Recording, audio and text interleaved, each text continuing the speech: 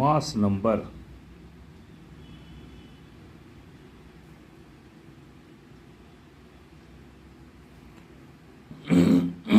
द्रव्यमान संख्या तत्वों के परमाणु के नाभिक में उपस्थित प्रोटॉन तथा न्यूट्रॉन की कुल संख्या को द्रव्यमान संख्या कहते हैं। इसे हम ए से सूचित करते हैं। ए बराबर P प्लस N होता है, जहाँ P होता है प्रोटॉन संख्या, N होता है न्यूट्रॉन संख्या। कोई भी तत्व है, एक एग्जाम्पल मान लीजिए एक्स का मतलब CrBr Fe कुछ भी हो सकता है, बोरन कार्बन नाइट्रोजन कुछ भी हो सकता है। उसके नीचे Z और ऊपर ए का मतलब हो गया मास नंबर, और Z का जो मतलब हुआ वो हुआ एटॉमिक नंबर। ये जो हुआ सो एलिमेंट कोई भी तत्व हो सकता है। जैसे मान लीजिए एग्जाम्पल 11Na23 हो गया, तो 11Na23 का मतलब क्या हुआ कि Z बराबर जो हुआ सो 11 हो गया। तो एक फार्मूला होता है कि Z बराबर P बराबर E, मीन्स Z अगर 11 हुआ तो P भी 11 हुआ, E भी 11 हुआ। अब हम अपना फार्मूला यूज करेंगे A बराबर P प्लस N। ए हमारा जो है ऊपर वाला 23 हो गया, P हमको पता चला 11, तो N का मान निकालना है। तो N बराबर हो जाएगा 23 मीन्स 11 मीन्स 12। आपका 12 जो हुआ सो न्यूट्रॉन की संख्या हुआ।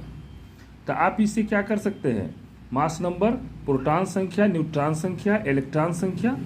तो प्रोटॉन इलेक्ट्रॉन न्यूट्रॉन 3 गो हो गया, प्लस परमाणु संख्या और परमाणु भार सब ज्ञात कर सकते हैं।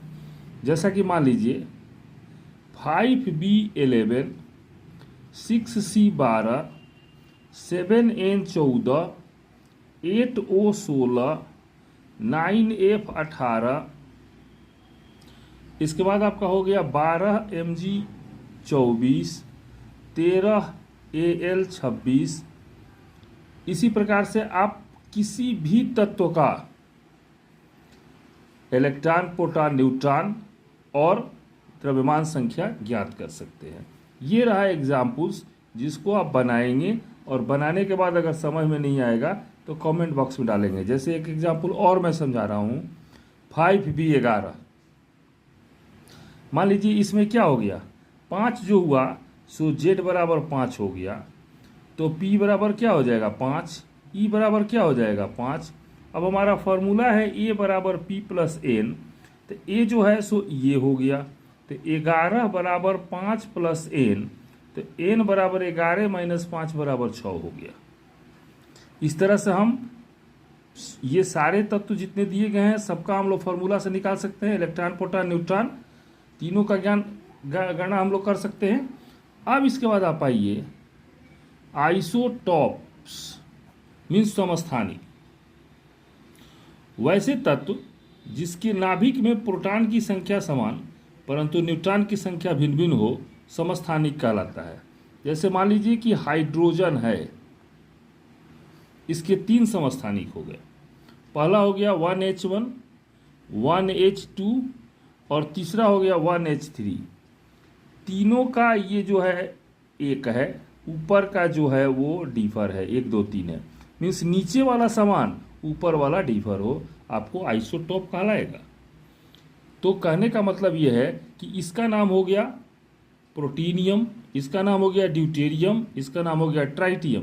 मीन्स हाइड्रोजन के 3 समस्थानिक, जिसका पहला हुआ प्रोटोनियम, ड्यूटेरियम और ट्राइटियम। इसके बाद आप आइए आइसोबार। आइसोबार का मतलब होता है समभारी। वैसे तत्व जिनका परमाणु भार समान परंतु नाभिक में उपस्थित प्रोटॉन की संख्या भिन्न भिन्न होती है, समभारी कहलाता है। जैसे मान लीजिए कि 18Ar40 19K40 20Ca40। ये जो नीचे वाला है वो डिफर है, मीन्स एटॉमिक नंबर डिफर है लेकिन एटॉमिक वेट जो है समान है। मीन्स कहने का मतलब कि परमाणु भार समान हो और परमाणु संख्या भिन्न भिन्न हो, कहलाएगा आइसोबार। और जस्ट इसका उल्टा आपको ऊपर वाला है कि परमाणु संख्या समान, ऊपर का परमाणु भार भिन्न भिन्न हो, नीचे का एटॉमिक नंबर समान है, ऊपर का एटॉमिक वेट डिफर है तो आइसोटोप कहलाएगा, और नीचे का एटॉमिक नंबर डिफर है, ऊपर का एटॉमिक वेट समान है, आइसोबार कहलाएगा। अब इसमें आता है ऑर्बिट। ऑर्बिट होता है कि इलेक्ट्रॉन जिस पर घूमता है उसको कहते हैं KLMN, और होता है ऑर्बिटल। ये ऑर्बिटल जो होता है वो होता है नाभिक के चारों तरफ का वह क्षेत्र जिसमें इलेक्ट्रॉन होने की संभावना अधिक होती है। ये कहलाता है, यह एक वृत्तीय पथ है जिसमें इलेक्ट्रॉन परिभ्रमण करता है। यह होता है S, P, D and F। तो ये ऑर्बिट और ऑर्बिटल हो गया। शेप ऑफ ऑर्बिटल जो है इसमें आता है शेप ऑफ ऑर्बिटल। ये कहलाता है कि S ऑर्बिटल जिसका आकार गोलाकार होता है, P ऑर्बिटल जिसका आकार डम्बेल होता है, और D ऑर्बिटल जिसका आकार डबल डम्बेल होता है, और F ऑर्बिटल जो कॉम्प्लिकेटेड होता है। अब इसी को रोटेट करते हैं हम लोग एक्स वाई जेड एक्सिस पर, तो S जो है ऐसे ही गोलाकार घूमते रहता है, लेकिन जब P वाला घुमाएंगे हम लोग तो इसका 3 स्ट्रक्चर बनता है,